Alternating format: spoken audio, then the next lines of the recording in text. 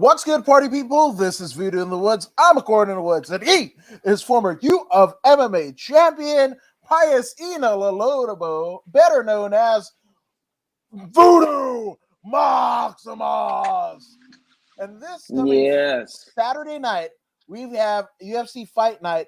Jack Hermansson, the Joker, against Sean Tarzan Strickland. This one is going to be a slobber knocker, in the words of the great Jim Ross. But shit, Voodoo, how are you this week? Well, I have to say, it's very good to be back here with you, 8 or more a day, Woods. Um, it's a beautiful day to be alive, you know. We have lots of news, this beautiful card, you know. We might discuss one or two things, outside of this card. What do you say, Woods? We can discuss whatever the fuck we want to talk about. It's the beauty of the internet. Alex Ramirez saying, good fucking morning. Good fucking morning, brother. What's up, Alex? Takia saying, hey, how are you guys? We're great, sis. Glad to have you with us. And Shaman Steve says, good evening, gentlemen. Reminder set. Yeah. I'm here. Let's run Voodoo and the Woods. Yeah. Let's get these guys a sponsor. Fuck it. Let's go. We're open. Let's go. We're open it.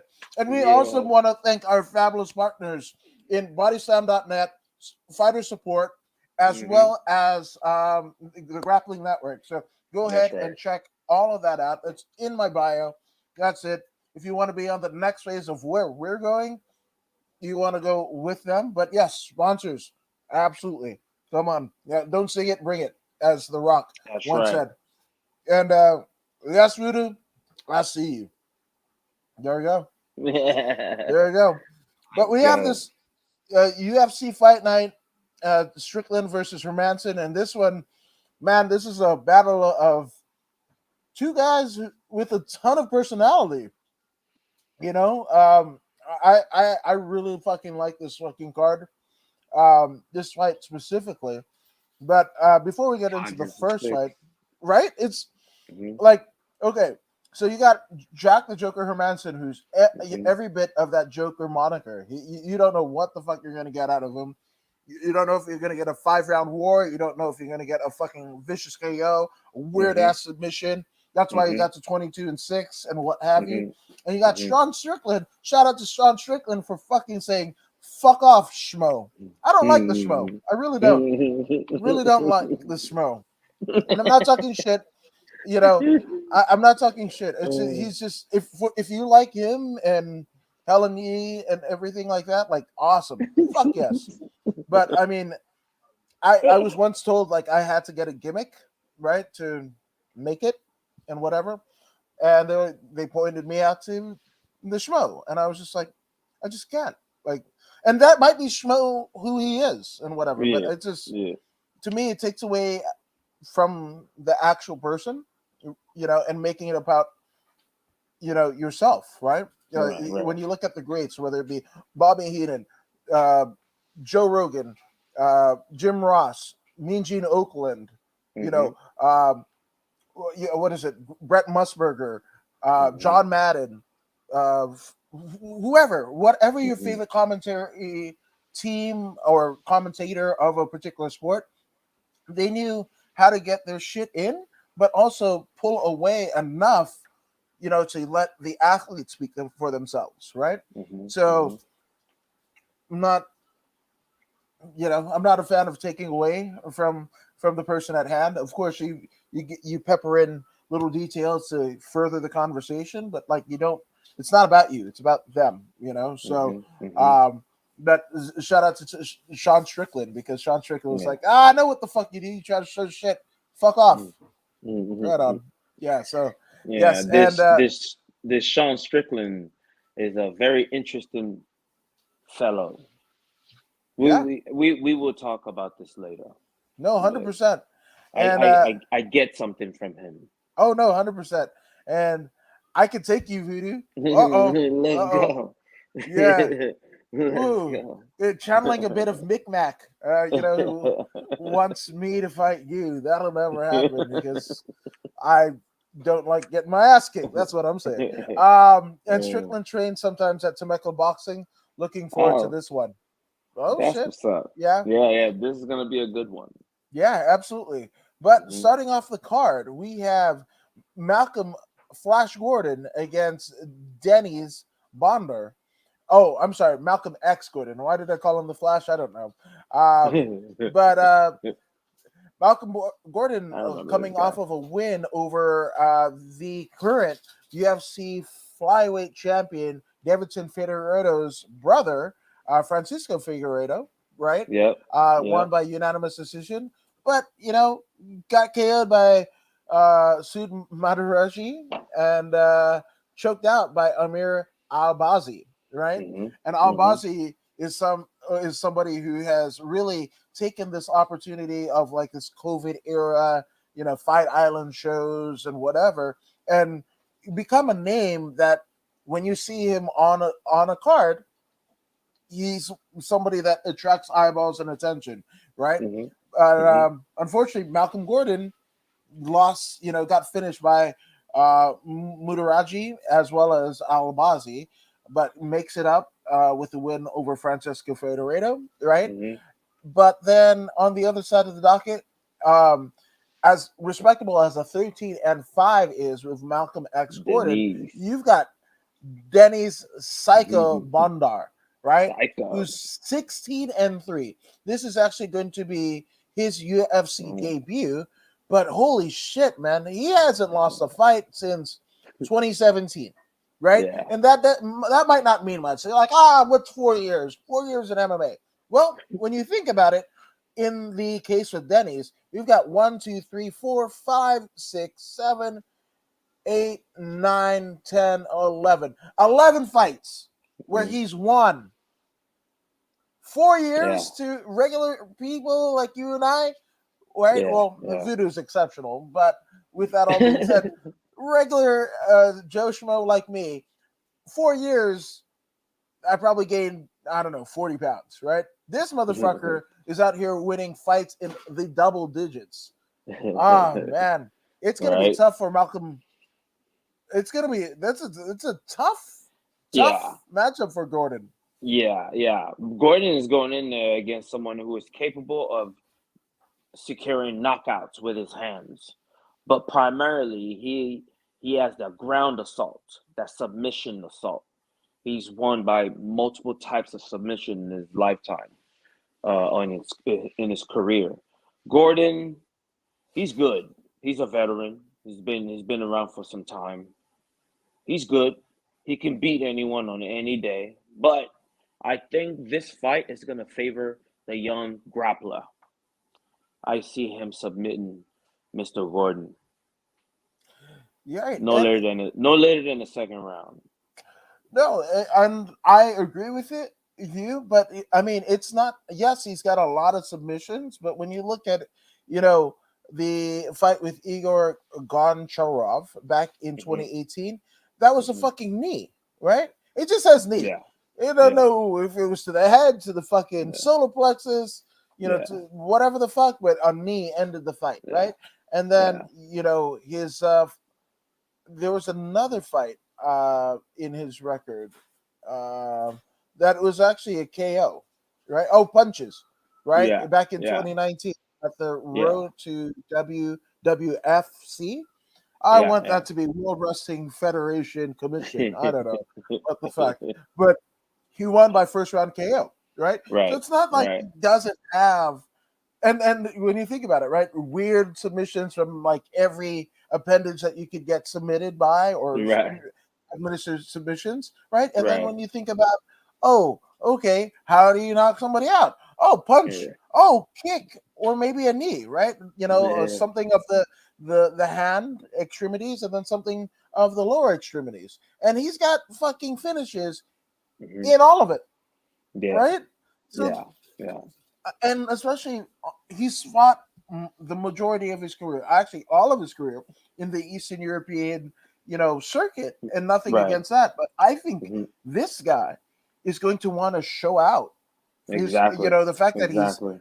this is his UFC debut, Yeah, big uh, shot. right? Big shot, as Yeah. well as the fact that his UFC debut and the Hmm. first fight on this card I think he's gonna want that 50K bonus, man. Mm-hmm. I say Mm-hmm. first round KO. That's what I got. Okay. So either way, we both see uh Denny's, Bonder yeah, as the okay. Yeah, so I see that too. I see that too. yeah. But like we said earlier, Gordon has that ability to shut someone out. You know what I mean? But according to the numbers, win consistency, you know what I mean, you got one guy that's on like a at least an 8-fight win streak Mm-hmm. versus one coming from a 1-5 win streak. So Yeah. the numbers add up. When you look at the numbers, it's the right move to make. If I was betting, you know what I'm Jesus Christ, are you channeling a bit of Ty Dillinger of the formerly of the WWE, now Sean Spears in AEW? Because under the moniker of Ty Dillinger, he would go that he's a perfect 10, and the numbers don't lie. Holy shit, saying? that was either bits of Ty Dillinger or Scott Steiner math. But either way, I agree with you. Denny's for the win All day long, man. All day long. all day So long. in the next fight, hey, remember Jason Witt? Remember him? Yeah. Jason Witt is back in the welterweight division versus Phil Rowe. This is gonna be Vanilla a Vanilla Gorilla versus Fresh that's right. Prince. That's right. Jason Witt. He's back, man. He's back. Last time we saw him in the octagon, he fought Brian Barberina, Mm-hmm. and he won majority decision. Mm-hmm. He came from a loss against Smellsberger. Remember, we saw that fight. Yeah, he fucking Smellsberger hit got him with that counter right. woohoo, buddy. You Yeah. know what I mean? He hit him with that counter right, and that was that. But Phil Rowe, on the other hand, um, this guy, the Fresh Prince, they call him. I see. He's coming off of a 2 fight losing streak. He lost to Pierceman, and he lost to Gordon Ryan in grappling. These two losses were grappling, by the way. Let me note that. But his last MMA fight was a win. He prefers to grapple because I see here he grappled against Steele, he grappled against Chitko, uh, but he lost to Gabe Green. Gabe Mhm. Green, that dude is a beast. You know what I'm saying? So He's I can gifted. I can understand that loss. But He's after gifted. the gifted one, he did win one against Orion Koske. So it is what it is.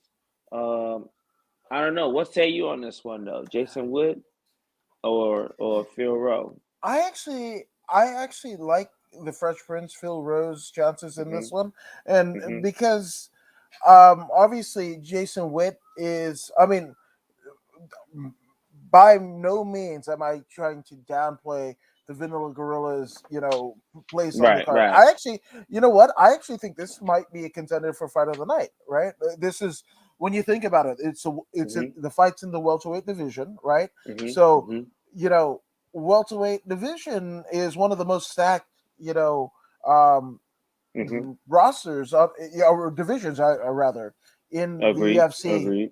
let Mhm. alone all of MMA, right?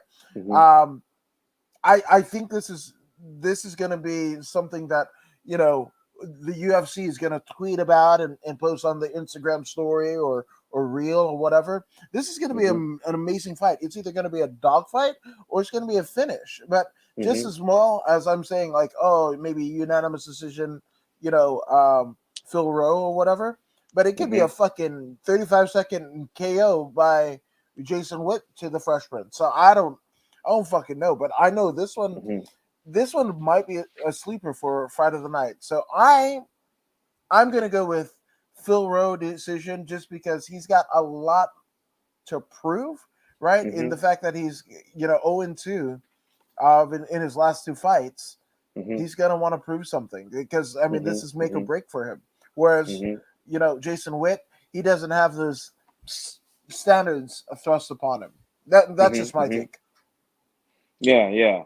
I see your assessment, and I actually don't have an issue with it at all because everything you said was correct. Phil Rowe does need this one. You know, a win over Jason Witt, the Vanilla Gorilla. That name is established already. We know that name, especially because of one, the nickname that he's using, Vanilla Gorilla. It rings to the ear. You remember things like that. And two, he wins. You know, so when he wins, he's able to shine. When he shines, he speaks in front of the mic. If he does a good job, people remember that. We remember him based on his performance.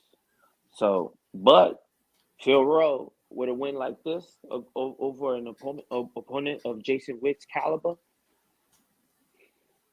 yeah, he stands to gain the most here. So I think he will be hungry, like you said. So I'm also going Phil Rowe. Split decision. He's gonna grind for this one. Yeah, but he just strikes me, and not again, nothing against Jason Witt, but that Phil Rowe, I think is going to be coming in like fucking Duran, and he's going to be hungry like the wolf. Just saying. But in the battle of the Brazilians in the next fight, this is a light heavyweight contest. It's Jalton Almeida. That's right. 14-2, right? This one also fight of night contender. Yes. Rear naked choke is the last time on the Dana White Contender Series back in September of last year, 2021, to be specific. Yeah. But I mean, theoretically, this is Jalton Almeida's first fight in the UFC officially. But I mean, the way that he fucking scored the rear naked choke, and I just remember them being very, very high on Jalton. Or either it was his like background or something. Like they basically put the marketing materials when he got the eventual contract. They were just like they shouted his praises. So this is somebody that the UFC brass is wanting to push, and for a good reason. I mean, he's an adamant, much like how we saw in Phil Rowe's case before. Right, he's an ardent mixed martial artist or martial artist. Right, he competes in grappling, submission grappling. He competes in MMA. He wins. Right, absolutely. He wins those grappling matches. Absolutely, right. So there is Johnson, right? But on the other side, I mean, if you want a Brazilian to win, this is the fight for you, because no matter what happens, a Brazilian is going to win this fight, unless it's an absolute dog shit. Everybody's sitting on their hands, much like Woodley and Thompson, any one of their fucking fights. I'm not over it. Still real to me, damn it. Still real to me. But Danilo is actually coming off of a loss in terms of MMA to Kennedy. Go for it. Njoku. There you go. Njoku. There we go. Yes. But he's coming, coming off a loss there. And then he actually, in Submission Underground, faced none other than Gifted Gabe Green and lost again. Right? I'm sorry. Not that. I saw Green. That's Gabriel Checo. Sorry, Gabriel Checo. Yeah. But even still, I mean, Submission Underground, that's Chael Sonnen grappling competition, match made by Heather Stambling. Shout out to Heather. But it's rough, and especially, I mean, you get KO'd, right, in an MMA match, right, and then you get subbed in overtime in submission grappling. Again, I mean, would it be an apt statement, like a Brazilian that doesn't know Brazilian Jiu-Jitsu is almost like a Jackson or an Osmond that can't sing or dance, or a Wayans that isn't funny, right? Like that. I don't know. That's the assessment I'm gonna make, and I'm gonna stick with it. But I mean, before that, it's not like he's complete garbage, right? Because he beat Slow Mike Rodriguez by rear naked choke. Slow Mike, yeah. And Slow Mike had a hell of a lot of steam, for a good reason. Put his that's way. A credible win. Slow Mike absolutely. is a credible win. Like, no one is dissing Slow Mike.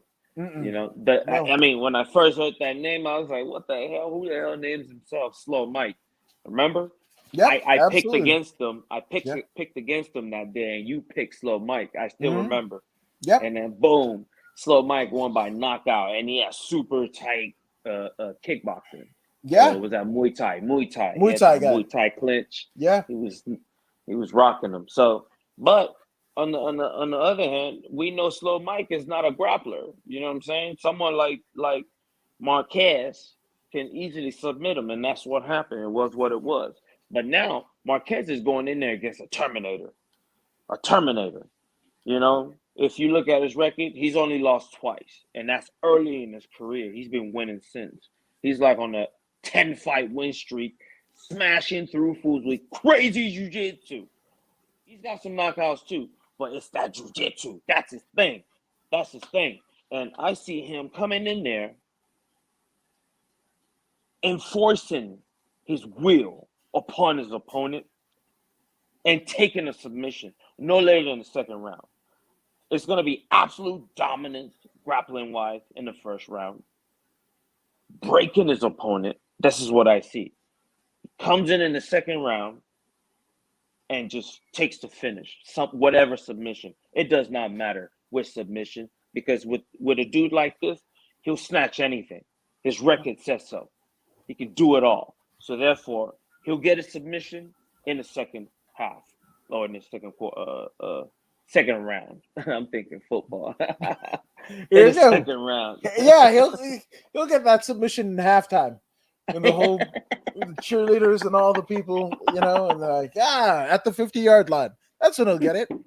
100%. No, I agree with you. Yeah. Well, rear naked choke on the 50-yard line. There Straight up. Straight up. Now tell me, do you want to love me forever? Shout out to Paul Abdul. That was a great fucking song. Still great. It's still a fucking great fucking song. Yeah. That's an immortal song. Dude, that fucking like what fucking instrument fucking makes that sound? I don't fucking know. It's so awesome. So fucking awesome, man. That's a feat of I don't know, musicianship that has never been seen before. And then the that one video where she's fucking dancing with the fucking fox. I thought it was a cheetah. Oh, okay, yeah, yeah, like that. whatever the fucking animal was. Shout out to fucking Paula Abdul, man. Shout out. Hey, that song will last forever. You know what I mean? Or I would say, like, do you want to get hit in the hit and run or whatever the fuck? But I just saw a report of somebody like literally get smashed by a fucking garbage truck in San Jose, like within the last couple of days. So I don't want to say smash or whatever the fuck. I don't know. It's just bad. But shout out to Paula Abdul, and shout out to the two ladies here that are going to compete for their enjoyment, and we might enjoy it too. But Julia Storolenko, 9-5, going up against one Alexis Davis. Alexis Davis, man, tenured vet. The fact that she, has a 21-11 record, right? And no titles to kind of boot. She's been in there with some of the best ever. Yeah. Right? Yeah. Valerie Letourneau. We got she beat Valerie Letourneau way back in the day. Lost to Sarah Kaufman in her MMA debut, right? Yeah. Up in Canada. Lost to Shayna Baszler, the Queen of Spades, but beat what's soon to be Invicta World Champion Tanya Evinger, right? Has actually 2 wins over Tanya Evinger. Julie Kedzie, who women's MMA great, and current day Invicta commentator. Love her commentary. Has a fucking KO win over Amanda fucking Nunes, man. Now, obviously, that doesn't now that Nunes That's lost the way bantamweight back, title. Yeah, it 2011. doesn't it doesn't it doesn't hold as much weight, but still It's a still a pretty win over Amanda still a Nunes. fucking win. Yeah, You know what I'm absolutely. saying? But been in there with Sarah Coffin, beat Shayna Baszler in Invicta this time. Rosie Sexton, Liz Camouche, Jessica I, lost to Ronda Rousey. Unfortunately, armbar 16 seconds. Sarah Kaufman, Sarah McMahon, Cindy Dadois, Liz Carmouche again, Caitlin Chikugian, Jennifer Meyer, Vivian Arujo, Sabina Mazo, Penny Kianzad. Like, she is one of the most credible people in the UFC, women's bantamweight division, and quite possibly women's bantamweight history. That's a And fucking now, prolific. and now Julia Stoliarenko is next. You think she's wrapping up the career? I think that this might be the fucking victory lap. You know what I'm saying? It seems like it's coming to an end. Because and it's been a great career. It's been a great career. Right. I mean, a 31. I mean, as she heads into this, right? 31 career fights, right? And no titles, right? But when the names that we just fucking rattled off, man, that's she's fought a lot of Hall of Famers, first ballot Hall of Famers. How about Hall of Fame candidate? I would hope so. I mean, if it's sacred, you put fucking Alexis Davis in the UFC Hall of Fame. Like that seems right. Worthy. Yeah. Definitely worthy. I mean, if nothing against Clay Guida, right? But if Clay Guida's in the Hall of Fame, but Clay Guida's an accomplished fighter. But he got it. He brings it. Right, but he got it in the fight, right? Just like Forrest Griffin, Stephen Bonner. He didn't get an individual induction himself. He got, like the fight that he was in was inducted, right? Yeah. So yeah, I get it. Yeah, I get it. But it's still a selected few, right? And however you get in there, even if it's through the back door, you know what I'm saying?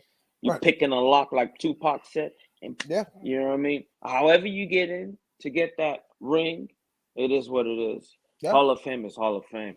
You know what I'm saying? Yeah, and Alexis Davis, I mean, again, the pedigree and record speaks for itself, which I am not going to bet against her if that's the case. This could be the last time that we see Alexis Davis enter the octagon. I'm not necessarily with the ideology of doing the honors on your way out to the young upstart. Nah, sometimes the fucking gritty ass fucking veteran, the wily veteran, has to fucking show these motherfuckers what's up. Or sometimes, maybe a few years back, she signed a contract for 10 fights and she's been stuck in that contract for all these years. You know what I'm saying? This is the nature of the beast. This is the nature of the beast. Study if this is the avenue you want to go. Things are changing. Not really changing, but the birth of change is occurring. You know what I mean? We see people standing more. People are winning titles now, and immediately they're talking about, I like that $1 million. Figueiredo was like, $1 million. ¿Qué es eso? How you $1 million? Fourth fight para Moreno. Motherfuck Moreno. Fourth fight, 1 million. You know what I'm saying? Hey man, I'm all for that. The dude is trying. Look, man, when you want to break into the American market, that is exactly what you do. Hey, we all know. Hey, man, Americans love Disneyland. They love Disneyland. What is it that at night? What happens at Disneyland? That show, right? That Mickey Mouse show with the lights and all that, Fantasia or something like that. I don't know. You know at nighttime Mickey Mouse, they do The the chick show from with Mickey American Mouse. Idol with the lisp. Nah, like when you go to Disneyland, is that what happens at Disneyland? I like. There's like a dragon, and Mickey Mouse is doing he's appearing here, appearing there. It's crazy, right? It's crazy, but like Paul Felder, like an Irish dragon comes out. What the fuck? I have a visual of fucking Fantasia Burrito. Whatever. As fucking Paul Felder. Dude, whatever the fuck Paul Felder does. At night. What the hell? What the fuck? You're killing me. Is that it?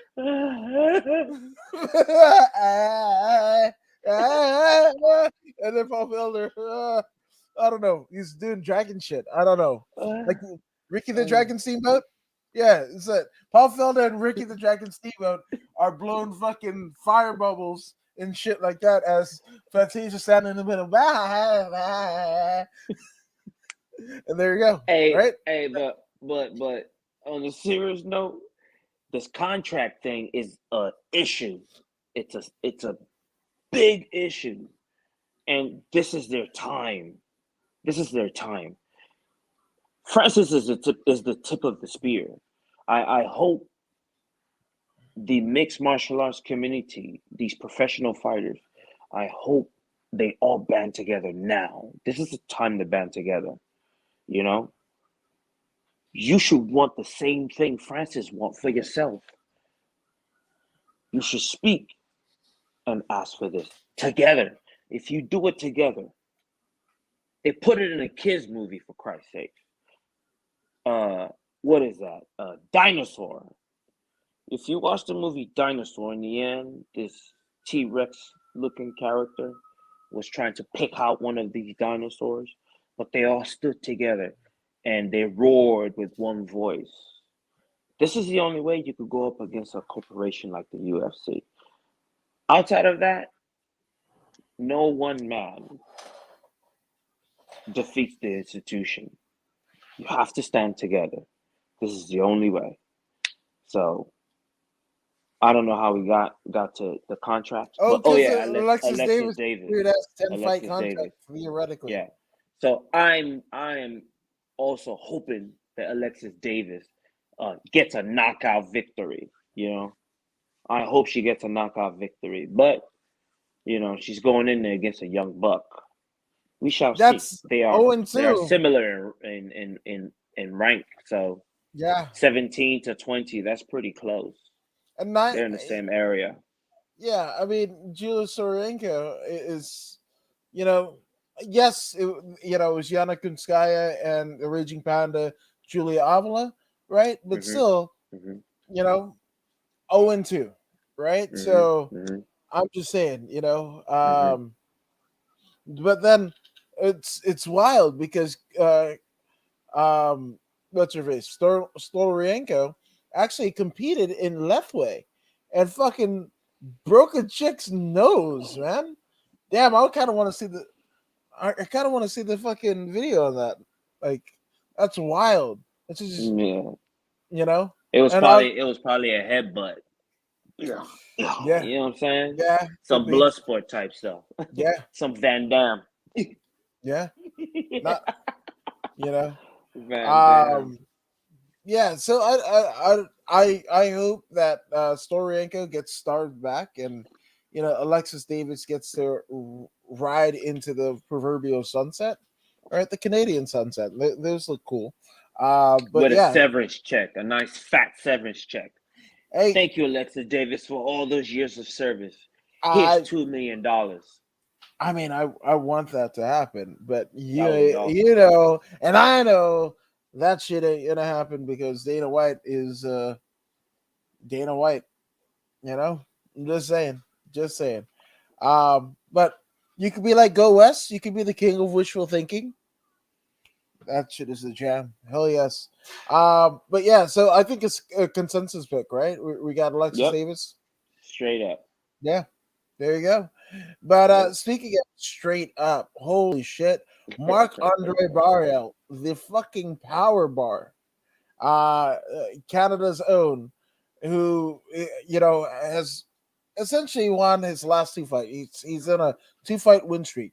He get one against Abu Azitar as well as Dalsha Lambeg Lung Jiambula. There you go. But a ground and pound and unanimous decision on both of those respectively. But again, these are Mhm. dominant finish and a Yeah. unanimous decision, right? That's what Mhm. Mhm. Mark Andre Barriel is coming in there with. But none other than Chidi Bang Nukujani. Um, Jesus, 20-7. He's been everywhere. LFA, Contender Series, Bellator. He's just, wins over Melvin Gallard, Andre Filio, Ricky Rainey, Max Payne Griffin, pre UFC back at Tachi Fights. Like, holy shit. Like, RFA. This, he's been there. He's been there, like, everywhere. Beat Alan Joban, been in there with Brandon Thatch. Fuck, man. That's right. Like, Shitty Bang fucking deserve. I mean, I don't want to say he deserves, right? Like, deserving is subjective, but like Mhm. it in theory, he's done all of the right things and fought on all of Mhm. the right promotions to Yep. get Yep. this place. At That's right. 33, he's a tenured young vet in the Mhm. most obvious of fucking definitions, man. I Mhm. got Mhm. fucking I got Chitty. I got Yep. Chitty. Second round KO, man. I really want Yeah. this one. Him and his He hit the brother, ground running. He hit the yeah. ground running. You know what I'm Him and his saying? brother are ardent mixed martial artists. They are about Yeah. this life, Yeah. and Yeah. just glad he's here, man. I mean, not to say that fucking Power Bar isn't, awesome, man. We've seen his dominance Power in the bar. octagon, but I feel like it's Chitty's fucking time, man. Like, Yeah. I'm going with Chitty. Yeah. Those fast twitch are gonna matter in this matchup. This this this what? Welterweight or Yeah, middleweight? This middleweight. middleweight matchup. Yeah. Those fast twitch are gonna matter. They're gonna matter. That's gonna be the key to victory. The fast twitch. Who can utilize their fast twitch muscles for the longer period of time. And this also has possibility of knockout of the night Yeah, or submission of the night. I'm not mad at you there. Submission in the Canadian or straight up knockout, fancy, flashy knockout from chitty chitty bang bang. Yeah, You know what I'm saying? But I'm picking Chidi as well in this one, man. You know what I'm yeah. saying? It seems to me that Chidi here is of the Igbo tribe of Nigeria. You know what I'm saying? And that's home team all day, every day. I don't know what else to say. It is what it is. Chitty bang bang with that knockout all day. Let's go. I like it. I like it.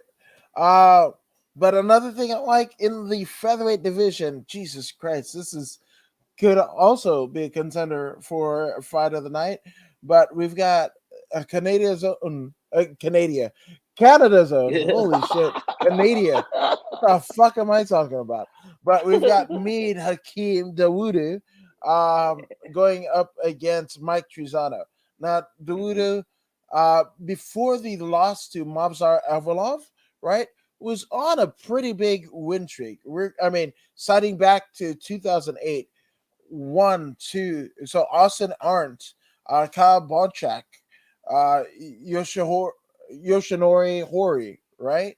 Mhm. Uh, Julio Arce and Zubaira Tukhov, right? So Mhm. that's Mhm. a five Mhm. fight win streak before he runs into Mobsar Avalov, Yes. who Yes. beats him by unanimous decision, right? So this Mhm. one, I believe, Dawudu wants to make good and continue another fucking win streak, right? But speaking of win streaks, you got Mike Trizano, the lone wolf, 9-1, right? He is out of Tiger Schulman's mixed martial arts. Shout out to that. But wins over Ludwig Klein, lost to Grant Dawson, but beat that asshole Luis Pena, right? And Joe Giannotti, right? He's obviously Trizano is a veteran of the Ultimate Fighter, which and he's got some wins there. Man, this one's a fucking toss up. This one's easy for me. Really? This one's easy for me. Yeah, man. Bound by honor, bro. Bound by honor. Yep. He's another second generation Nigerian. Oh, damn. You know what I mean? Yeah. So I gotta go with him too. And outside of soil relations, I like the way he fights. He's very aggressive, but yet controlled. Controlled aggression is very difficult to deal with. You're looking across from him and you see he's got the potential to hurt you really, really bad. Yeah. Right? But he's calm about it. He's about to hurt you really, really bad, and he's extremely calm about it. When you see that look in their eyes, you know what I mean? It's terrifying, and this kid has it. He has it. He has that. He's able to tap into that free flow type, feel. He might not be hitting free flow full on yet, but he's flirting with the lines of free flow. He's pushing. You can see him improving every time. Yeah, he lost to Mavzar. Mavzar's an animal. You know what I mean? Mavzar is a Russian animal. That guy is tough to deal with, and that guy won by unanimous decision. Right. It wasn't. Yeah, he out grappled him was what it was. It wasn't like he got beat down. No, that guy was a wrestling animal, and he won all the rounds. He kept them down, but he wasn't dominated in a stand-up battle. Even though Mavzar is a very good stand-up artist, Mavzar chose to go to the ground, which is smart. I mean, if I'm stronger than you in wrestling, I'm going to utilize it. Yeah. I'm not here to be your friend. I'm here to win this battle. You know what I'm saying? So I'm not mad at Mavzar for doing what he did, but Mr. Mike Trizano, he's in for a fight. He just doesn't know it yet. Trizano gets knocked out in the third round. Yeah. Okay. I'm with you there. Yeah. He's gonna push him hard. Yeah, and nothing. And again, Trizano is going to be there in the third round, and he's going to be there, but it's going to be one of those like a flush knockouts. I don't think it's going to be, the accumulation of damage. I think it's just going to be one that fucking finds the chin, and that's that. It's a fucking wrap. So I too go with the Voodoo in the Voodoo third round for sure. Now, we actually got a special request from Alex Gutierrez, right?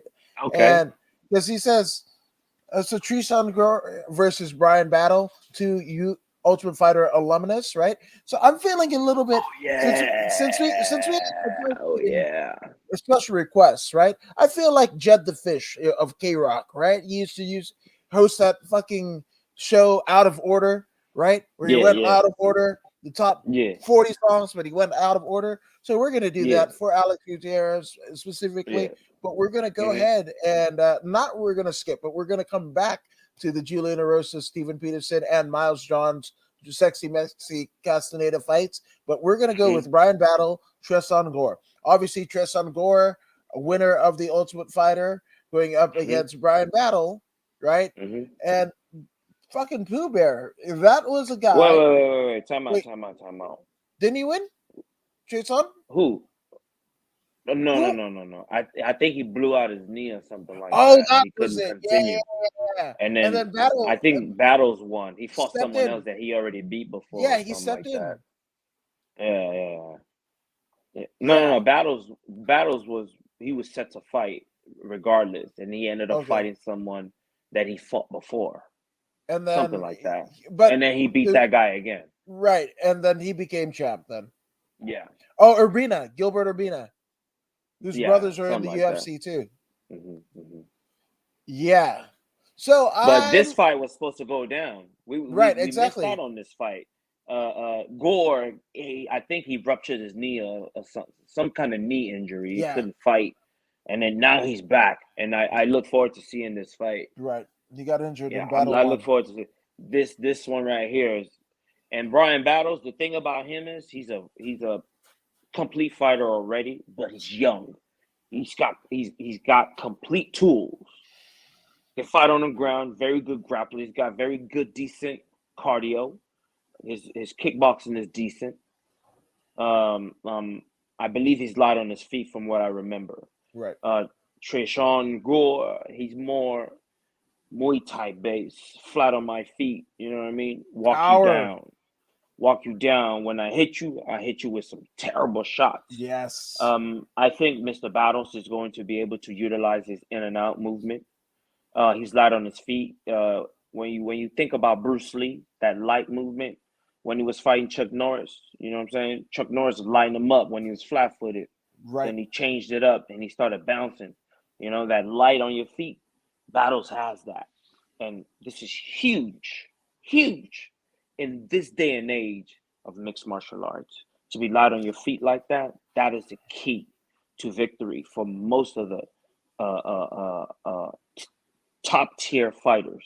You know what I'm saying? When you look at the young Brandon Royval, he's got that. He's got that. When you look at that the other young fella in that weight division, he's a sniper with his punches. I forget his name. What's his name? In flyweight? Yeah.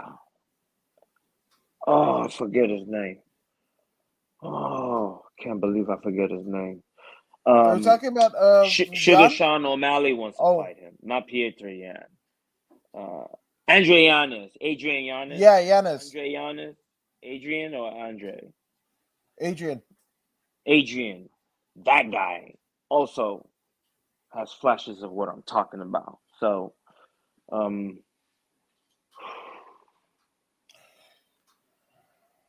Battle has it, and I'm going for Battle to win this one by split decision. Yeah, and here's the deal, right? I kind of say it in jest, but fucking what's it, Tresean Gore? That motherfucker literally looks like like one of the formations in the evolutionary chart. When you go like monkey to man, if you believe in that shit, I mean, let's whatever. You guys seen the fucking evolutionary charts? Tresean Gore looks like he's like in the fucking middle, like he looks right in the middle. But that again, you got to remember missing links, right? Dewey Robinson in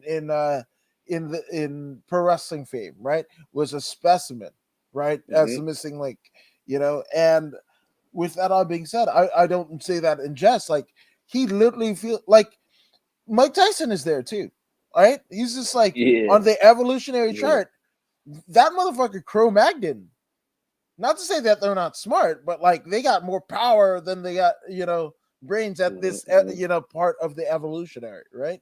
And obviously the, you know, the power is going to make up for what the brain isn't electing, right? And I'm not saying dumb at all, because fucking Mike Tyson studied fighting, right? We saw all of the greats, idolized Jack Dempsey, saw Bruno Sammartino draw money, so he's standing under the influence of giants. Same thing to Tresean Gore. Tresean Gore, from what we saw in the Ultimate Fighter, and again, anybody that shits on the Ultimate Fighter, that is, you know, to get for people that may be fans or may not be fans of MMA. It's a great introductory, you know, piece to bring people in to showcase who these people are, to hopefully earn these people more money because more people want to see them because they know the story. So I say all that to say, man, Tresean Gore's got power. And I don't think it's this time for him, and he doesn't need it. You know, Mhm. Mhm. he's not going to get cut, especially after. I mean, Dana White in the company saw the talent in him, right? So I don't, Mhm. even in a loss, he still has a contract. Now, the zeros and where the decimal lies in between, that might be different, Mhm. but Mhm. still, he's cashing in. At least they feel like they're cashing in on blue chip stock, right? Mhm. So in Trace Mhm. Gore, but I just don't Mhm. think it's his time right now. I'm going with Brian Battle as well. Mhm. Uh, and he trains at a highest stand in Charlotte, or I Yes. believe, right? So Yes. that is highest stand. That's fucking high level, catch wrestling slash judo slash Mhm. sambo. Goko Mhm. Shavichian, one of the all Mhm. time greats in grappling ever, Mhm. and has basically given birth to a lot of grapplers through highest stand MMA. Mhm. Who can forget his sensei is Judo Jean LaBelle, and Mhm. Mhm. his teammate is Dr. Adam Maria DeMars, better known as the mom of Ronda Rousey, right? Mhm. So Mhm. it's that highest stand, and Shavichian way of life and way about grappling, that Mhm. means something. And that, even though maybe not directly, a part of the North Hollywood location, like, we you see people on this level, the Southern California regional scene, right? He still has that influence, and to Mhm. me, I think that's going to edge out and nullify the power that Trey Sonagor has, right?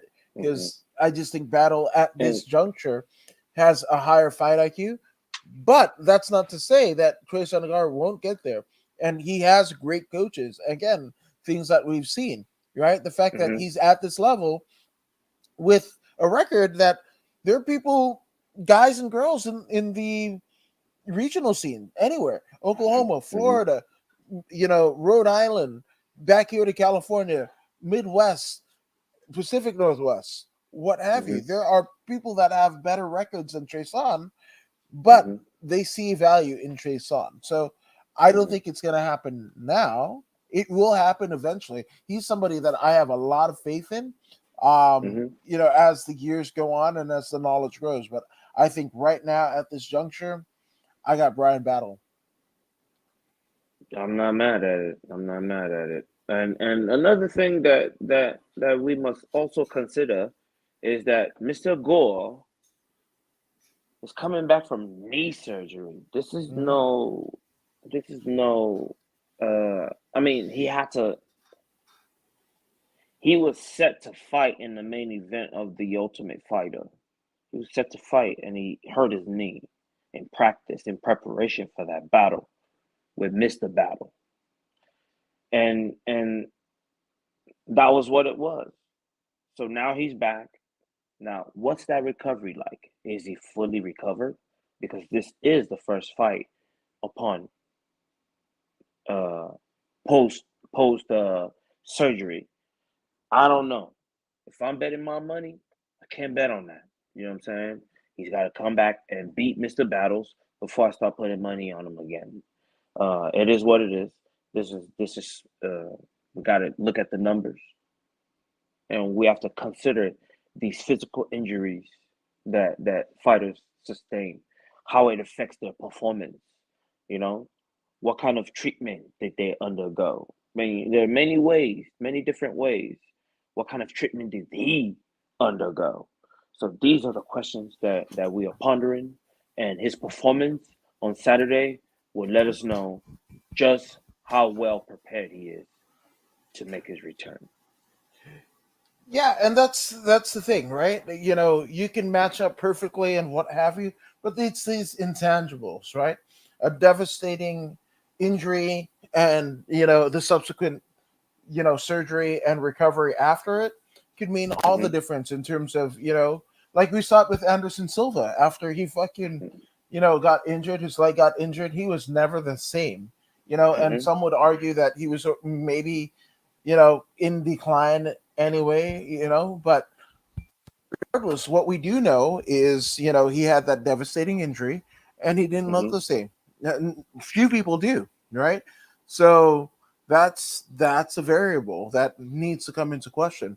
But even still, like I said, I like Battle's chances against Gore. And I think that would have been the case. You know what? I Mm. think it's better for Battle because if he had faced Gore, in the Ultimate Fighter finale, he would have He had lost. momentum. Yes, He he had did. momentum. Yes, he did. You're right. That's an excellent observation. Yeah, Yeah, Gore had momentum. He had momentum. It was going to be his big break.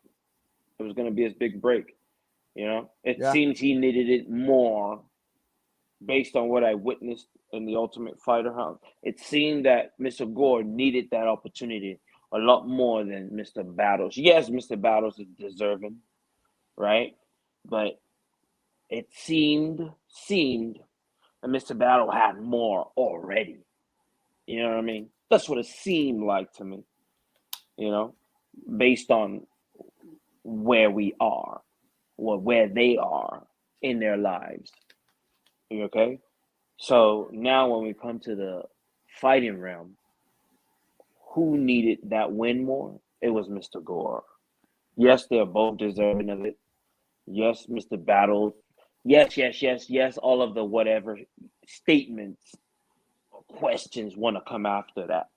Yes, they're both deserving. But it seemed that Gore would have benefited from it a whole lot more. Seemed like he had less. yeah. Uh, Gore seemed like he had a whole lot more. I see Mm-hmm. you fucking spitting 16 bars in the middle of your deal. Right on. I got you. I see where you're going. Um, so yeah, that's it. I think it's a consensus. Pick for one Pooh Bear, Brian Battle, right? So we will see come Saturday night. But getting back into a little bit of order, right? We're going Miles Yeah. Johns, nearly Let's go. undefeated at 12-1, facing the former Combate Americas bantamweight champion, the Sexy Maxi John Castaneda. So with Mm-hmm. Miles Mm-hmm. Johns, let's look at his record first. For Chapo, he has win over Anderson Dos Santos. Oh, hey, before we get to that, Alex Yeah. Gutierrez says he still got knocked out by Tito Ortiz, which made me happy. Ha ha ha. Um, Mm-hmm. there you go. But yes, Miles Johns wins over Anderson Dos Santos, Kevin Natividad. Both wow, look, overhand right one and then uppercut the other, right? But gets flying knee Mm-hmm. KO'd by Mario Bautista. Wins over unanimous decision wins over Cole Smith and Richie Santiago, respectively, at the respective UFC on ESPN 16 and Dana Mm-hmm. White Contender Series back in 2019. Mm-hmm. So Mm-hmm. there's that. He was actually supposed to fight our friend, the anomaly, Vince Cachero, but that got canceled. Mm-hmm. You know, Mm-hmm. and he actually you talked about the sniping of Adrian Yanez as well. Guess what? Uh, Miles Johns has a win over Adrian Yanez. So he Mm-hmm. sniper to Mm-hmm. snipe. You know, Mm. you snipe the Mm. sniper, right? So there you go. But on the other side of the docket, man, this is Mm-hmm. was I mean, John Sexy Mexi Castaneda.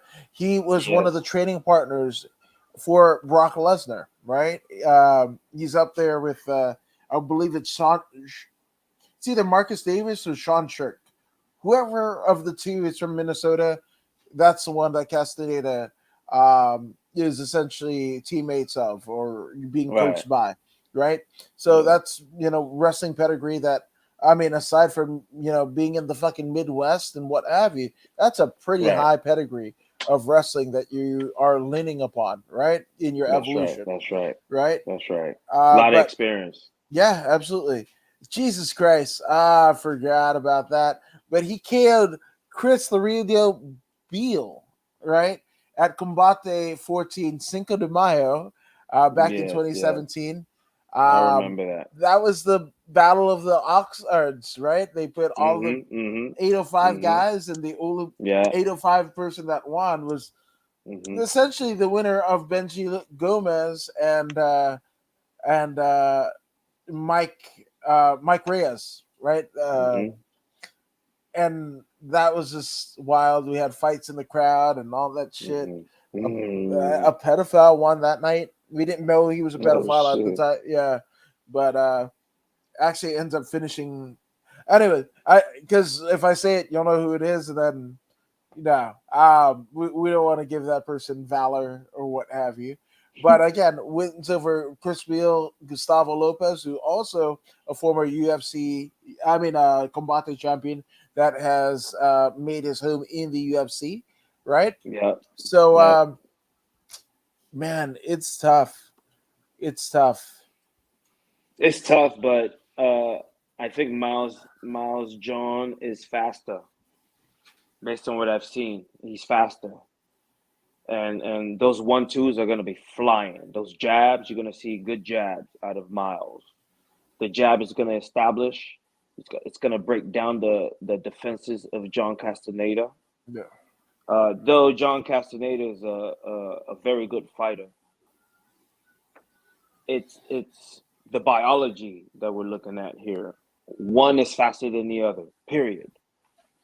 They're both good fighters, but speed matters. Some people are faster than the other, you know? So for Castaneda to win this match, he's going to have to maintain pressure. He's got to push. But for him to push, he's going to take shots. Is he going to be fast enough to move out of the way of these shots as he presses his opponent, Miles John, to the cage or whatnot in the match, taking away his kicks, shortening his punches, force him to fight while he's moving backwards, you know? All these things are taxing on the cardio.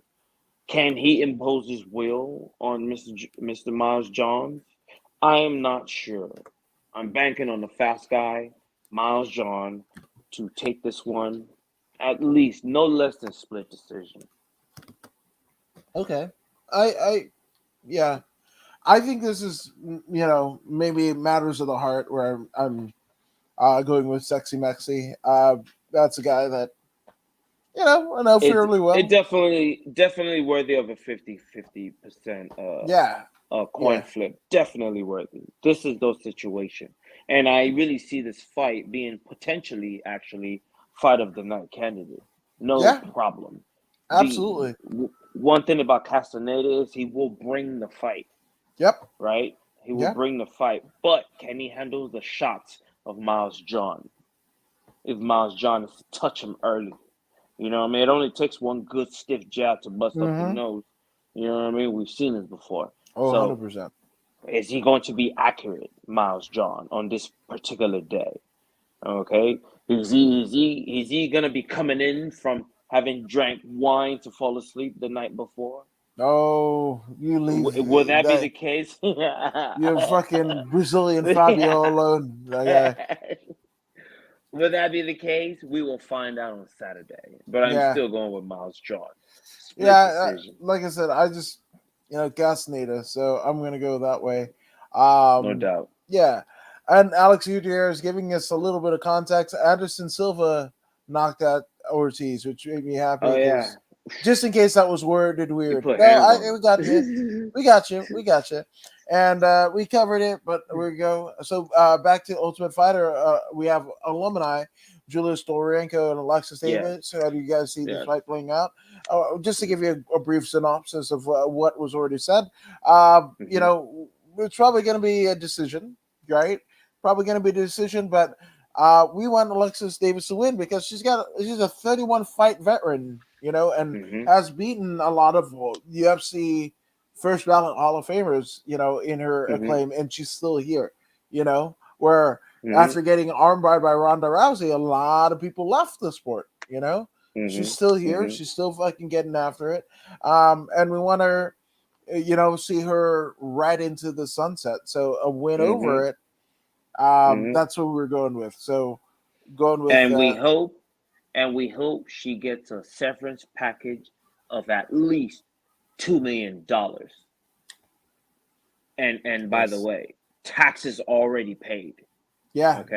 Whatever the extra change is on that $2 million, the company picks it up. She gets clean $2 million or more. no more, because she's been there for some time now, No, you know, 100%. and it's time that we, especially the ones that are there for 10 years, 15 years. I mean, everyone deserves love, but the ones that are there for 20 years, like Donald Cerrone, are you serious? That guy should be getting like a $50 million severance package at least for the effort that he's put in. You know what I'm saying, man? Yeah. Like, I don't know. I don't know. No, I don't disagree with you. We gotta value these people, man. Yeah. We gotta value these people. There's ways of making more money. You know what I mean? Yeah. There's ways, and they're making more money. It went from a few $100 million company to selling for 4.2 billion. They got billions of dollars, man. Yeah. And you can't give to your fighters Exactly. that are making this whole thing happen for you. Sick. You know, stand together, stand together, like the movie Dinosaur. Stand together. This is the time to strike. Yeah, I like it. I like it. Yeah. So that's the Storenko Alexis Davis deal, but we have the undefeated Steven Pearson. Oh, I'm sorry. That 9 looked like an O. I'm sorry. He's 19-9. Is Steven Peterson, right? Right. But Ocho has wins over Chase Hooper. You know Chase Hooper, the one that looks like fucking Ben Askren's little son. Yeah. That's Chase Hooper. Like, I actually remember this fight. Yeah, you remember, like, he went up to fucking Masvidal, was like, why you had to fucking KO my dad like that? And he was like, really? That's your dad? Oh, I'm sorry, bro. Whatever. But he beat Jay Super, you know. Steven Peterson is the he that we're talking about in this scenario. But yeah, so that's I mean, a tenured vet is Steven Peterson, but on the other side of the docket, another tenured vet, we have one Julian Juicy J Erosa, 26-9, Ultimate Fighter alum. Oh, and it was actually just in MMA Weekly. I'm looking at the feed, and Juicy J says that his skills are so much better than Steven Peterson at this juncture. So a little bit of shade going in. So Juicy J and Ocho Steven Peterson. I want. I'm getting like because of that statement. I want to go for Peterson, but I also don't like weird, wild tattoos and what have you, right? So I'm conflicted. I'm gonna go with Juicy J. I'm gonna go with Juicy J. I'll 50 split on you on this one, man. It is what it is. Yeah. They're both veterans of the sport. They've been there for some time. We're talking 2010 type times. You know, 2008 started his career. Became a professional in 2010. That's some serious fighting time right there. You know, lots of fights, lots of fights. 26 fights, win, 9 losses, lot of experience. Veteran. Julian Erosa, same thing. He's been in the game for, almost as long. He's been in the game since 2010. Same thing. Been in the game. But the good thing is these fellas what's their weight class? They're bantamweights, which is a low weight. It's easy for these smaller frame fellas to fight long like this, you know, because, you know, nature favors them in this aspect. Smaller frame,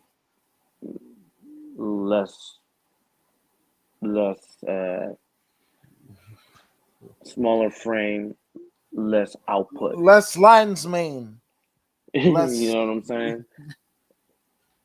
They're able to go for much longer than someone who is bigger, on average, at least, on average.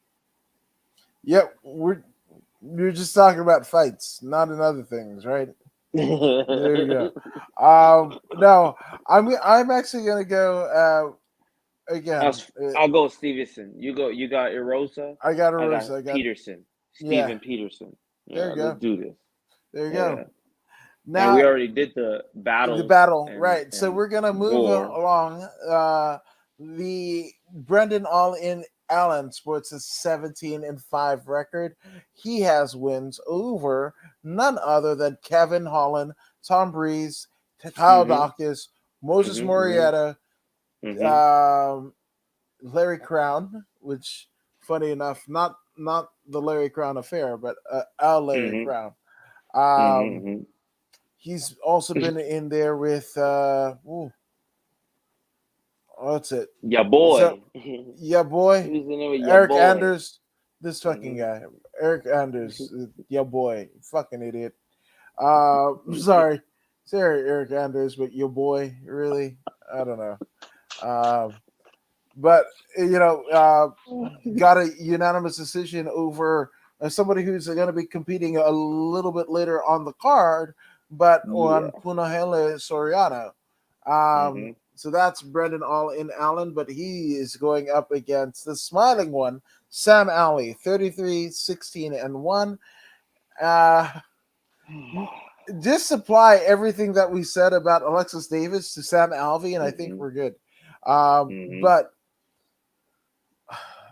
unfortunately, I feel like yes, this could potentially be. I mean, Sam Alvey has lost five straight fights. Five Mhm. straight Nah, fights. more than that. Wait, is it six? Yep, it was six. Six straight. Yeah. Jesus Christ. I mean, it's not funny, but No. unfortunately for this guy, unfortunately for him, he's a great fighter. Yeah. Every time he fights, in every last one of these losses, it was a competitive match. Well, unfortunately, it goes the other way. He's in, look, split decision, split decision. Yeah, he got choked out here, but he's very competitive. Even though he's been fighting for so long, you know what I'm saying? He brings it. Unfortunately, he brings it. So it's hard for a company to cut a guy like this because this is exactly what we're looking for. Someone who brings it. He brings it. He's been there for a while, so he knows, he understands his job. So he brings it. He brings entertainment. When he's in that cage, he's entertaining. He brings pressure, but he loses, right? But then Brendan Allen is younger, I should say.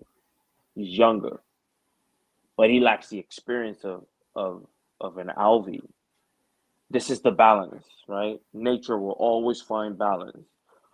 One is much older, but much more experienced. But this one is younger, but not much experience. Perfect balance. That's your perfect balance right there. But this kid, he's a very good grappler. Very, very good grappler. His striking is very decent. It's not bad at all. I'm not mad at it. Now, will he be able to move backwards as Sam Alvey pressures him? Because Sam Alvey is a pressure fighter, especially when he's fighting young folks like this. He moves in and he cuts them off and he bullies them. Bully is a wrong word. He's trying to impose himself because this is a battle between two men. One is trying to beat the other. So there is nothing wrong with him trying to impose himself upon his opponent because he wants to win. It's only logical.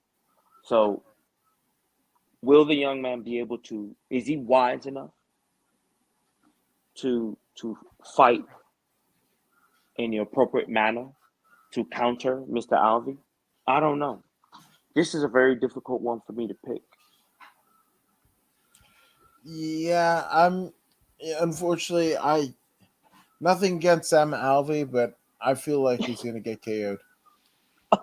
I feel like and you know the playing out of this match. I feel like it's the Ric Flair, Shawn Michaels WrestleMania fucking thing, where Brendan Allen is gonna go like,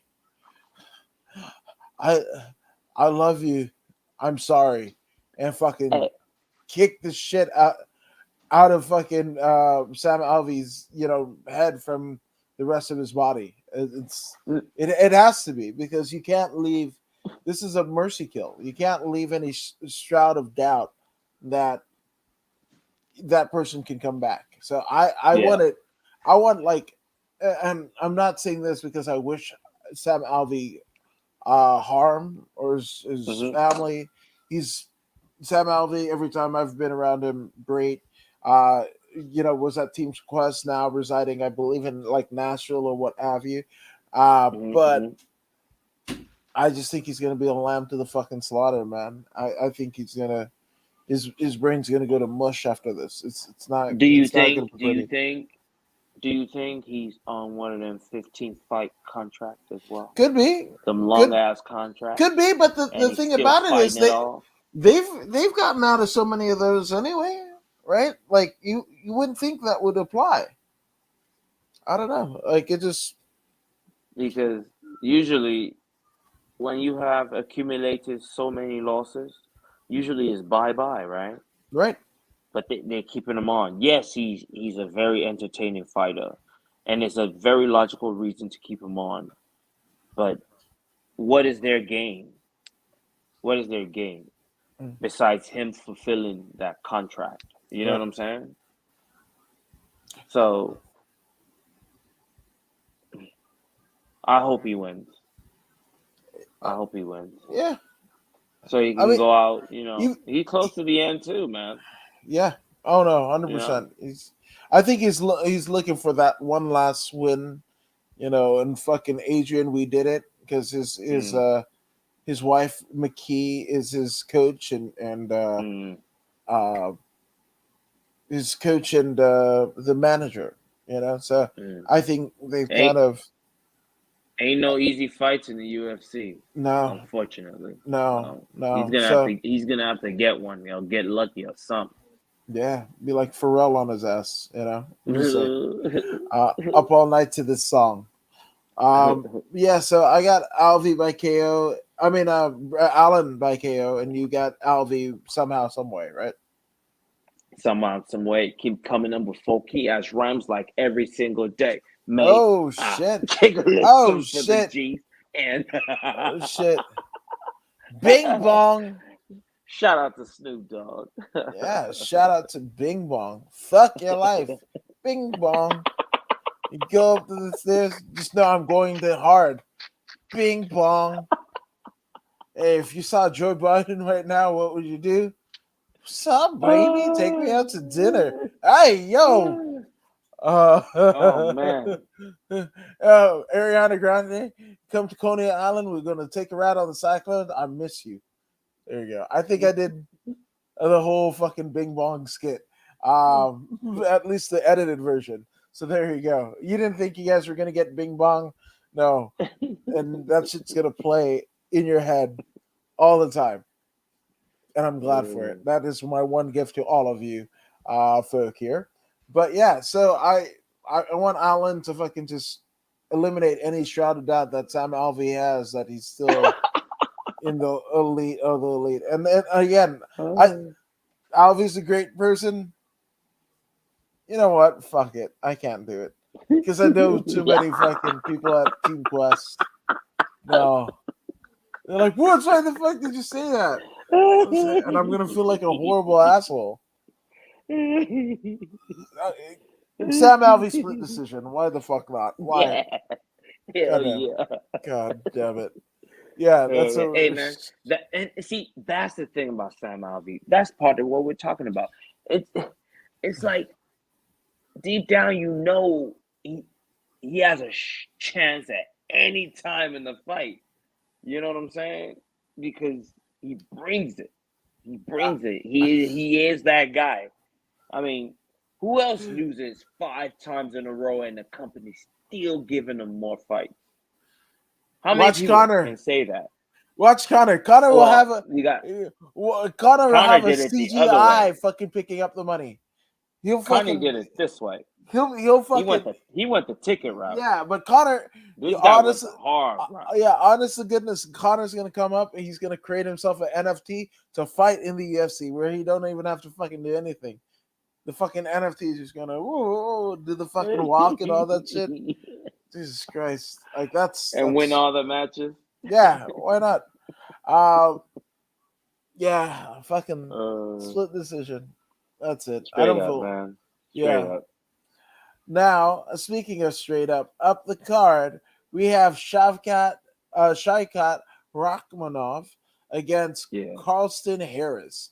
Carlston Harris at the 17-4 record. Mozambique is his moniker. I hope so. Don't want to get that wrong. But a KO win over Impa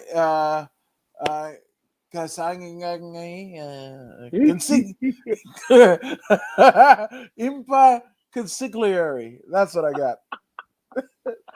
Kasangane. Kasangane. Yes. Kasangane. Let's go. There you go. But that's the shit, and also a fucking Anaconda choke win over the Cowboy, Christian Aguilera. That's great friend. I mean, fucking Christian Aguilera is amazing. Yeah. But Carlston Harris, right? 17-4. He is. Wait, that's the fucking one that I read. Jesus Christ. Yeah. You just talked about Christian Aguilera, right? He also beat Sahid. Yeah. Right. Yeah. Yes, but Shavkat, basically guillotine choked Alex Oliveira, and then fought most of his career in M1 Global. So ain't mad at that. Ain't mad at that unless you don't like the Mother Russia. I don't know. People are people. I think we got Shavkat by Anaconda in the second. Hey, this guy, he's only lost in the amateurs. He lost his very first fight and his very last fight to the same guy. Somebody named Gazi Murad Kiramagomed. It's a long name. That dude beat him twice. That's the only person he's lost to. And he's been undefeated ever since. Yeah. You know what I mean? Baptism by fire. I would like to know who this fella is that he lost to. Because this fella that we're talking about here, the Nomad, Shavkat, he's a very good fighter. Very, very good fighter. Absolutely. If you can stomp your way through M1 Global and get triangle chokes and knockouts and guillotine and rear naked chokes and through Global, M1 Global, guarantee you're gonna have some top of the line wrestling. You know what I'm saying? People dragging you down and smashing you on the ground. Top of the line type stuff in M1 Global. The striking there, the kickboxing is second to none as well. So what we're talking about is this dude, even though he hasn't been in the UFC for very long, he's been in places where complete fighter status is mandatory. M1 Global is like M1 Global lives that life, as the kids will say these days. But now he's in the UFC and he's beating credible people by stoppage. Like you said, Alex Oliveira, Michelle Prazeres, whatever that dude's name is. He submitted both of them. No later than the second round. This dude's an animal. He has an undefeated record. We don't go against undefeated. Until he loses, you gotta go with the undefeated fella. It only makes sense. If it ain't broke, don't try and fix it. Yeah. Let's go. There you go. Shavkat for the win. Which brings us to the co-main events of the evening. Speaking of undefeated prospects here, we have Nick Maximov who is 7-0, perfect 7-0 against Punahele Soriano. Now Maximov, all 7 of his wins. Oh shit, he's from the Nick Diaz Academy. That tells you everything that you need to fucking know. But beat Cody Brundage, beat Oscar Cota in the Dana White Contender Series of actually 2 years ago now, right? And has done high level grappling at Submission Underground 22, 23, 24, and 25 respectively, as well as 13, 14, and 16. Shit, he's been everywhere, right? But on the other side of the docket, we have the one, the only Punahele Soriano, which prior to the loss to Brendan All-In Allen, who we just spoke about, he beat Dusko Tudorovic, Oscar Pichota, right? Jamie Pickett. This could be a fucking fight of the night too. I know this is like the third time I'm saying it, but like this could really fucking be a damn thing. So I'm gonna go with Maximov. Yeah, man. Anyone rolling with the Diaz brothers gotta be credible. You know what I'm saying? They don't roll with suckers. They just call it like that. You know what I mean? So but on the other hand, Soriano ain't no sucker either. You know, he's coming to get that W. He's 8-1. Seems like he's got more experience. He's at a loss. And those who know that you learn more from a loss than from wins. So, it's gonna be a good fight. It's gonna be. I know Maximov to be a pure grappler, almost wrestler like. He's almost wrestler like. That's how he overwhelms opponent. The pressure, he brings the pressure. He puts his weight on you. You know, Soriano, I think, has enough to defend this wrestling assault, and it's tough. It's tough. I'm sure in training camp, all he's doing is wrestling defense. Wrestling defense. That's what I would do. Wrestling defense, takedown defense, keep it on the feet. Because I will have more of an opportunity if I kept it on the feet. You know, the wrestling defense. You know, this guy's really looking to drag you down into the depths of hell and choke you out. This Maximo fella. You know, he wants to close the distance, smash you if he can, drag you into hell, and just drown you there by submission. This is his MO. So he's gonna use that immense wrestling to wear down his opponent and try and submit him within 15 minutes. I think Soriano has enough to last 15 minutes and steal a split decision victory. So I'll flip you a coin here. You got Maximov, you say? Yeah, I got Maximov. Okay. I'll pick up Soriano on this one. It's gonna be a good ground battle. It's gonna be a very good ground battle in which Soriano will display his defensive grappling, while Maximov displays his offensive grappling. This is what it's going to be. Maximov will be the aggressor. He's going to push the case, push the issue more, and Soriano is going to be more defensive and watching out for the double leg, the single leg. You know, he's going to be sprawl ready, and that's what's going to put him on defense. But we will see. We will see come Saturday. We shall. Coin flip on that one. Okay, I'm not mad at that. But also, what we're not mad at is the main events of the evening. We have, much to the pleasure of one Alex Gutierrez, but Strickland or Hermansson.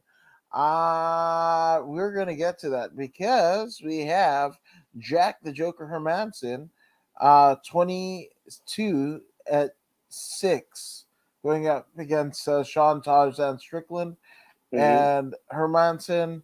Actually, at Bulldog Fight 9, he actually out wrestled Hamza. I'm sorry, he got out wrestled by Hamza Chimaev. Yes. Right, but beat Edmund Shabazian by unanimous decision. Lost to Marvin Vittori. Wins over Kevin Gastelum, as well as Jared Connor, Jacare Souza, David Branch, GM3, Gerald Michart. Jesus Christ. So that's the Joker, right? Going over to one Sean Strickland. Jesus Christ. This one also fight of the night. I think I'm giving him like every other fucking deal. But I mean, if it plays out the way that I think it's gonna play out in my head, it's absolutely apropos. But Sean Strickland beat Uriah Hall, Christoph Jocko, Brendan Allen, Jack Marshman, Nordine Talib. That's a name from the past. Court McGee, Kamora Usman, Tom Breeze, Alexis Garcia. Jesus Christ. I mean, not Alexis, Alex Garcia. Bubba McDaniel. Fuck, when Bubba McDaniel was still a thing back in 2014. Him? Yeah, back in 2014. And yeah, so shit me. I got fucking Strickland. I feel. Yeah. One thing about Strickland is this is his greatest weapon. His ability to go in that cage and enjoy what he's doing. That's his greatest weapon. It's not his punches. He's so happy to be in there, exchanging with that opponent. He's very comfortable, as you can see. He's talking to his opponent. Oh man, this and that. Whoop-de-womp. Oh, that was a good one. Or hit me harder or something. Whatever. He's so comfortable in that moment that he's running his mouth while he's fighting. And he thrives in there. The pressure that he brings. He's ready to die by the sword, this guy. This is what he does. He's a renegade. He's unpredictable / predictable. Not like the renegade, the bullshit ass version of the Ultimate Warrior, which we all found out that Ultimate Warrior ended up being bullshit ass anyway. So it's a fucking wash karmically. But yeah, man, I actually have Strickland in this one. Yeah. Yes, Sean Strickland all the way, man. He's gonna bring more heat. He's gonna bring more heat. It's gonna be entertaining. His opponent has no choice but to initiate grappling. But I think Sean Strickland he's ready for that. He's gonna put hands on Hermansson. He's gonna touch him up, which is gonna cause Hermansson to fold, and Strickland wins by TKO. Maybe fourth round. I'm giving Hermansson until the third. I want to believe. I believe. That's right. Yeah. So speaking of believing, thank you guys for believing on us. Thank you guys, bodyslam.net, obviously, Fighter Support, and the Grappling Network. And most of all, you guys and gals and whatever you identify with. That's fucking great. But thank you guys for supporting us. Takeo Palace says good night, guys. Good night, all of you guys. If it's night where you are. And Voodoo, where can they find you on social media, good sir? Definitely find me on YouTube, Instagram, Facebook page, Twitter, Snapchat. You can find me on those platforms. Voodoo Maximus. All day, every day. All day, every day. And I'm Accord in the Woods, where you can find all the crazy shit I do and the shit I post, which hopefully it won't get me canceled. But also, in addition to this today, hey, check over at the 83 Weeks page, because after 83 Weeks, hosted by the lovely Christy Olson, the genius duo of George Hermosa and the major domo of all podcasting, everything, the great Steve Kaufman. We did a thing like we always do on Thursday, and chat with former WCW president and creator of the NWO, as well as the gent that was the officiant in Edge and Beth Phoenix's not divorce. I mean, I'm sorry, Miz and Maurice's fucking nuptials, renewal or whatever. I don't even know how the fuck weddings work, because we're like, oh, you want to be in the wedding? I was like, oh, am I going to be the pallbearer? And apparently, it's not the right thing to say. So I don't know. I don't know the fucking terminology, but again, after 83 weeks, you'll see this face on the most current edition. So you go ahead and check that out. And you guys want to obviously Saturday watch the fight, and when Sunday comes around, about 4 o'clock, give or Yeah. take, Pacific Standard Time, you can rejoin us here at Voodoo in the Woods, where we break out all of the things that happen, and hopefully Yeah. everything works out okay, that nobody gets a drug charge or misses weight or whatever, because this is a pretty decent fucking card with at least four of our fight of the night or performance of the night contenders. So this is fucking great. This is what it's supposed to be. So again, follow Voodoo on all of the social media. Follow me on all the social media, and then subscribe to Voodoo in the Woods on Facebook, YouTube, Twitch, and Twitter. Also, bodyslam.net, where we are being simulcast. So thank you to the entire bodyslam.net crew. Have a fucking wonderful weekend. You guys deserve it. You're the best around. No one can ever take you down. And we are fuck, my finger froze, but we are theoretically, we're out.